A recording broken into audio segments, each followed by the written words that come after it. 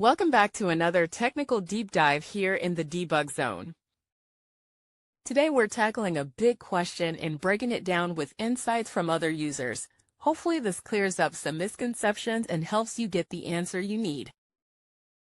So buckle up, stay a little curious, and let's jump right in.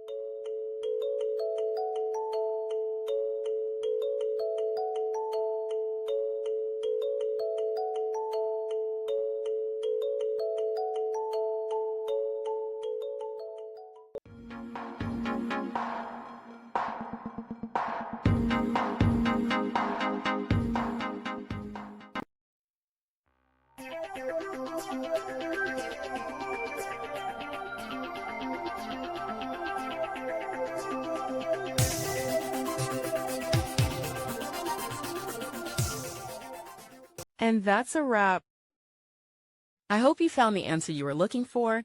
If you did, take a second to hit that subscribe button. It really helps out. And let me know in the comments which solution worked best for you. See you next time in the debug zone.